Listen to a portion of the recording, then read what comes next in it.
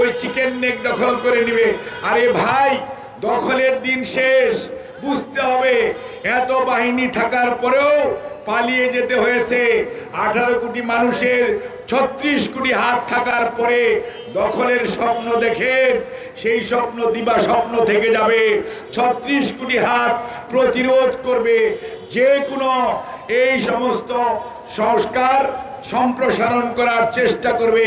আধিপত্যবাদী সম্প্রসারণবাদী যে কোনো উদ্যোগকে এই সরকার শুধু নয়, এদেশের মানুষ 18 কোটি মানুষ ঐক্যবদ্ধভাবে প্রতিরোধ করবে এবং যে কোনো পরিস্থিতিতে তারা তাদের স্বাধীনতা এবং সার্বভৌমত্ব অক্ষুণ্ণ রাখার জন্য শেষ রক্তবিন্দু দিয়েও চেষ্টা করবে। বিশৃঙ্খলা সৃষ্টি করে আমাদের মধ্যে বিভাজন তৈরি করতে চায়, আমাদেরকে সারা পৃথিবীর কাছে পরিচিত করতে চায় যে আমরা একটি সাম্প্রদায়িক উগ্র সাম্প্রদায়িক দেশ অথবা আমরা জনগোষ্ঠী। কিন্তু তাদের সেই ষড়যন্ত্র কোনো অবস্থাতেই লাভ হবে না।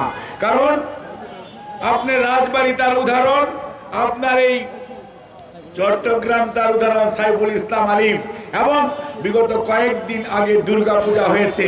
এদেশের সকল মানুষ হিন্দু ভাইদের সাথে কাঁধে কাঁধ মিলিয়ে দুর্গা পূজার উৎসবে অংশগ্রহণ করেছে এবং নিরাপত্তার জন্য নিরাপত্তা বাহিনীর সাথে কাঁধে কাঁধ মিলিয়ে কাজ করেছে। কাজেই আবার মুসলমানদের প্রোগ্রামেও এই অন্যান্য ধর্মের মানুষরাও অংশগ্রহণ করে, অর্থাৎ এই দেশ সাম্প্রদায়িক সম্প্রীতির উৎকৃষ্ট উজ্জ্বল উদাহরণ এই দেশের আছে। কাজেই কোনো অবস্থাতেই ভাইরা আমার, আমাদের সজাগ থাকতে হবে। এই ষড়যন্ত্র শুধুমাত্র ওই চিন্ময়ের জন্য তা না, এই ষড়যন্ত্র বাংলাদেশের অস্তিত্বের বিরুদ্ধে ষড়যন্ত্র।